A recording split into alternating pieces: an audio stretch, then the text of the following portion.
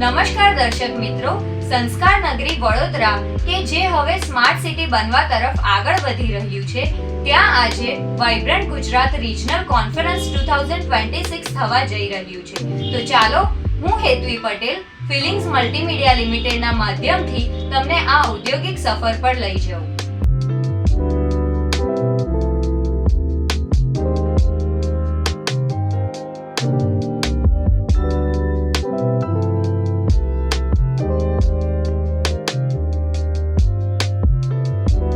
So can you tell something about yourself first? Hi, Namaste.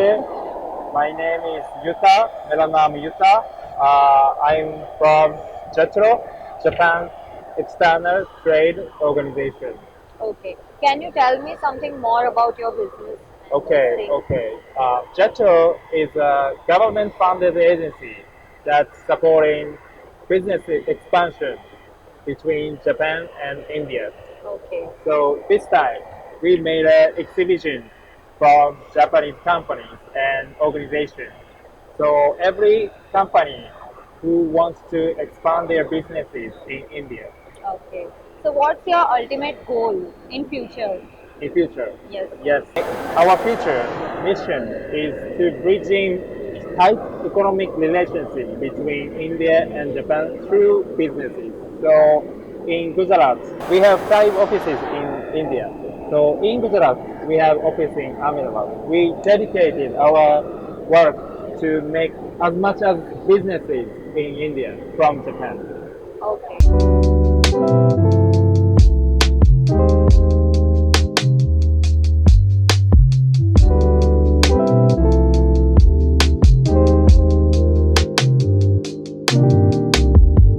તમારા વિશે થોડું ઘણું જણાવશો? હાય હેતવી, મારું નામ પ્રિન્સી કલ્યાણી છે. હું નેશનલ સ્ટોક એક્સચેન્જની રિપ્રેઝેન્ટેટિવ છું. વાઇબ્રન્ટ ગુજરાતના અમારા સેબી પેવેલિયનમાં એનએસસીનો સ્ટોલ છે. હું અને મારા કલીગ છે અભિજીત નંદમેહર, એ ભોપાલથી છે. હું અમદાવાદથી છું. અને આના વિશે થોડું ડિટેલમાં સમજાવશો શું છે? અમારો જે સ્ટોલ છે એનએસસીનો સ્ટોલ, એ ઇન્વેસ્ટર અવેરનેસ રિગાર્ડિંગ અમારો સ્ટોલ છે. એમાં એવું છે કે જે સ્ટોક માર્કેટમાં કોઈ પણ વ્યક્તિ અગર ઇન્વેસ્ટમેન્ટ કરે છે તો એને કયા સ્ટેપ્સ ફોલો કરવા જોઈએ અને કયા ફોલો ના કરવા જોઈએ ફોર સેફર ઇન્વેસ્ટમેન્ટ. અત્યારે ઇન્વેસ્ટમેન્ટની લોકોને જાણકારી છે પણ સેફ ઇન્વેસ્ટમેન્ટની જાણકારી નથી.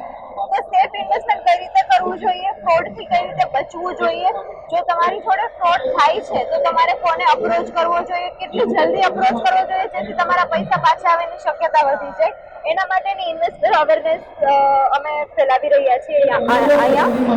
એના સિવાય અમારી પાસે પાર્ટિસિપેન્ટ્સ આવે છે, જે લોકો વિઝિટર્સ આવે છે, એમના માટે ફન ક્વિઝિસ અને ગેમ્સ પણ છે. જેમ કે સાપસીડીની ગેમ તમે અહીંયા જોઈ શકો છો.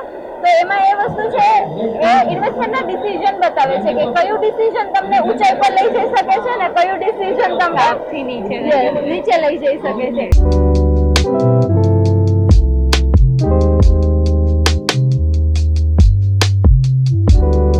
તમારા વિશે થોડું ઘણું જણાવશો?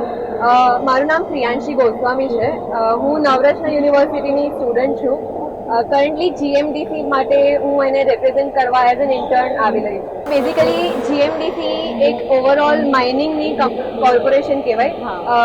ગુજરાતનું જેટલું પણ માઇનિંગનું કામકાજ છે બધું જીએમડીસીના અંડર આવે.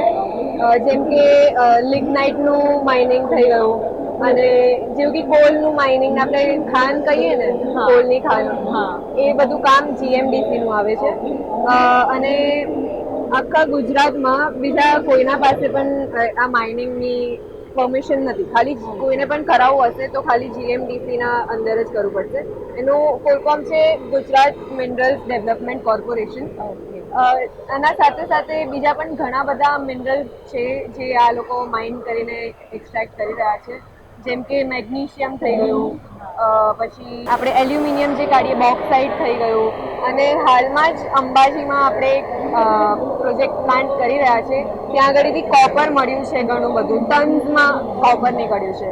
તો ત્યાં આગળ પણ એના માઇનિંગ એન્ડ ઓલનો પ્રોજેક્ટ સ્ટાર્ટ કરવાનો છે. અને તમે મોડર્ન ઇન્ડિયા માટે શું જોવો છો કે આ ક્યાં લઈ જશે મોડર્ન ઇન્ડિયાને? તો બેઝિકલી આપણે જોવા જઈએ તો મિનરલ્સ જે વસ્તુ એવી એક વસ્તુ છે જે આપણી આજુબાજુની બધી જ વસ્તુઓ બનાવી રહી છે. તમે આ ટેબલ જોઈ રહ્યા છો તો ટેબલમાં પણ સમહાવ એવું છે જ કંઈ કે એમાં મિનરલ્સ અને જે પણ ધાતુઓ છે બધાની જરૂર પડશે. તો આઈ ફીલ આના વગર તો પોસિબલ જ નથી કંઈ બી કરવું. તો ઓવરઓલ મોડર્ન ઇન્ડિયા માટે જેવું કે સસ્ટેનેબલ ડેવલપમેન્ટ થઈ રહ્યું છે તો અમે લોકો એવું ટ્રાય કરી રહ્યા છે કે સૌથી ઓછા રિસોર્સિસ યુઝ થઈને સૌથી સસ્ટેનેબલી બધી વસ્તુઓને બિલ્ડ કરીએ, બનાવીએ, કાઢીએ.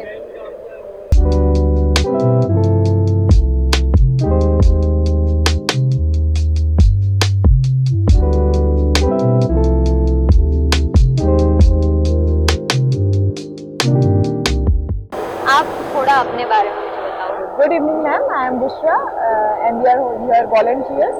Okay, so JEDA is a company which works for the government. It works on renewable innovation, powering the future. So I am asking about these things.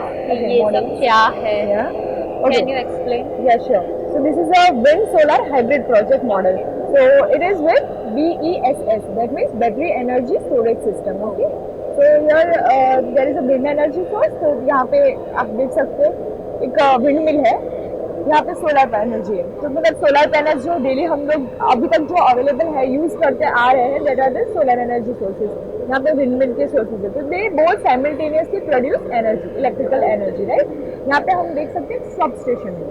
आप यहाँ पे कनेक्शन देखोगे ना तो सब स्टेशन से पब्लिक सर्विसेज में हम लोग डायरेक्टली वहाँ से सप्लाई कर सकते हैं एनर्जी. एंड सबस्टेशन और सोलर एनर्जी मैंने तीनों एनर्जी स्टोरेज में भी आते हैं.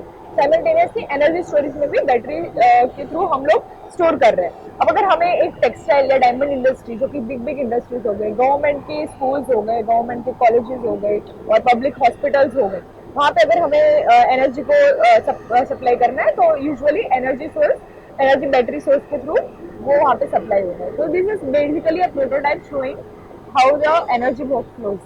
Okay.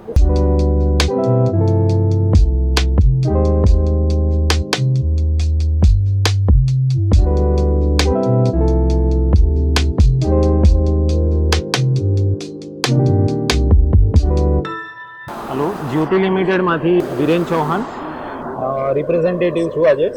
અને વાઇબ્રન્ટ ગુજરાત 2026 નરેન્દ્ર મોદી સાહેબનું એક નેતૃત્વમાં એક નવીન તક નવા ઉદ્યોગપતિઓ માટે, નવા સ્ટાર્ટઅપ્સ માટે અને ઇન્ડિયન નેવી અને ડિફેન્સ સિસ્ટમ્સમાં નવા સ્ટાર્ટઅપ્સને એક નવો ચાન્સ મળી રહ્યો છે.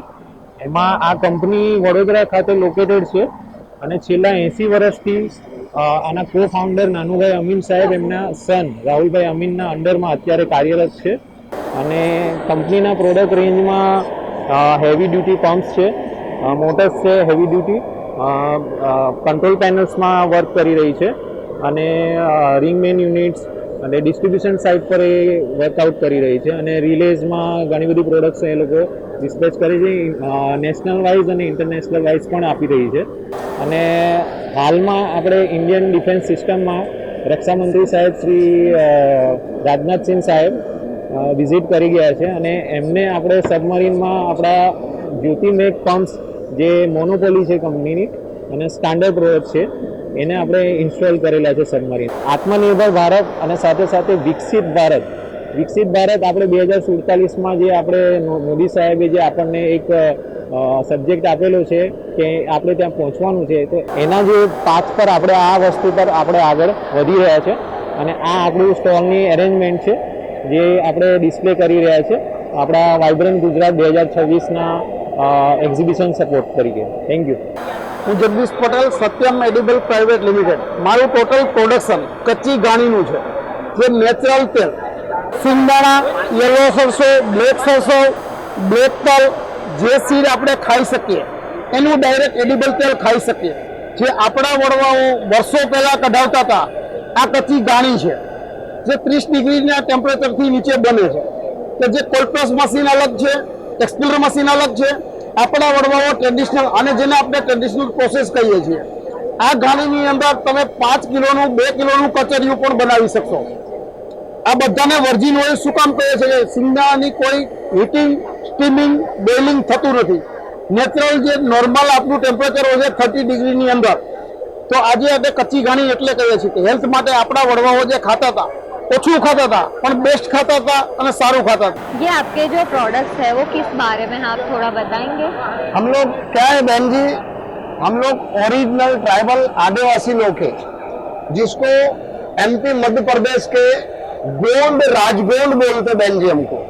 हम लोग ओरिजिनल ट्राइबल आदिवासी, ये हमारा वंश परंपरागत है. वंश परंपरागत मतलब सदियों से बाप दादे से चलते आया है. और पहले जो राजा महाराजा लोग थे इनके हम लोग दवाई करते थे, हमारा वंशज. तो इसके लिए हमको गोंड राजगोंड बोला गया है. और हम लोग ये देसी वनस्पति सब पहले के जमाने में जंगल से तोड़ के लाते थे, घर पे कूटते पीसते हम लोग अभी भी बनाते. अमुक वस्तु अभी भी जंगल से लाते, लेकिन अभी क्या है खरीद के ज्यादा लाते और घर पे ही बनाते. इसको जोंगी हर बोलते. बड़ा वाला 40 हरडे है, ये अर्जुन छाल है जो ब्लेड जो जाड़ा रहता है ना कोलेस्ट्रॉल उसके लिए काम आता है, बीपी के लिए काम आता है. ये चिरायता है जो कड़ू चिरायता है डायबिटीज के लिए काम आता है. ये छोटी हर हिमेज जिसको बोलते, ये अश्वगंधा है. ये मैडा सिंह जो बच्चों को घड़ी घड़ी जाजरू होता है उसके लिए काम आता है. वो कांच का है जो जिसको गोरख आंवली बोलते हैं. गोरख आंवली रतन प्रूस है, ये अपना फूल है जिसको पनीर का फूल बोला जाता है, पनीर फूल है. अश्वगंधा है. सब वनस्पति टोटल शुद्ध देसी वनस्पति, इसमें कोई केमिकल नहीं है.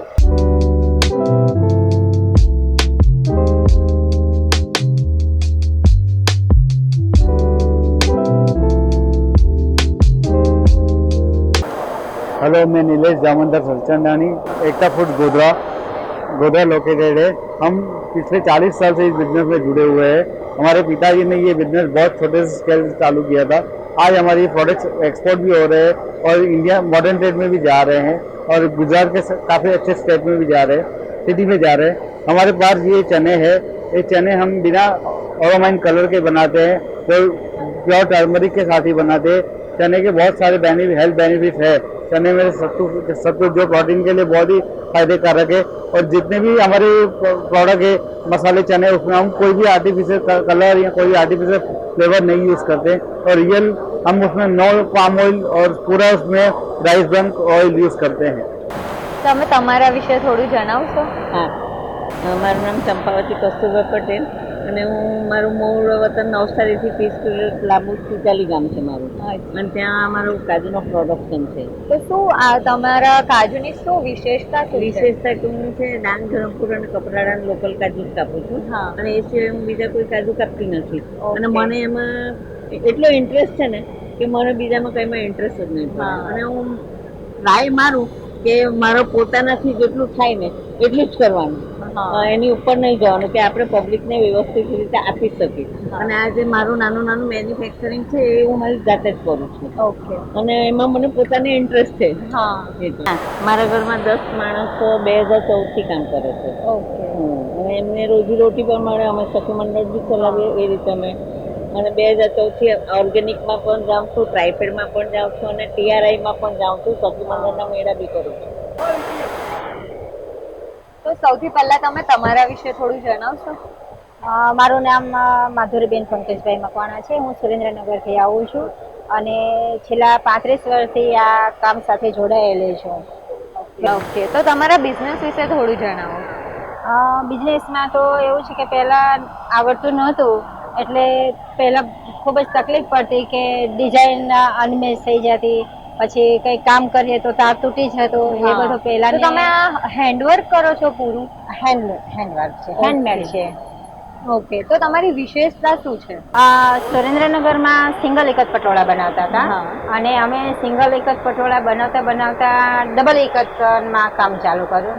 તો ડબલ એકતમાં પણ અમારી સ્કિલ સફળ થઈ અને એનું સરસ મજાનું પટોળું બન્યું જે નેશનલ એવોર્ડમાં મેં રજૂ કર્યું અને એમાં મારું પાસ થઈ ગયું છે. મને નેશનલ એવોર્ડ 2012 આ સાડી બહુ ઇન્ટરેસ્ટિંગ લાગે છે, તમે એના વિશે જણાવશો? હા, એ ડબલ ઇકતની સાડી છે મેમ. ઓકે. હા,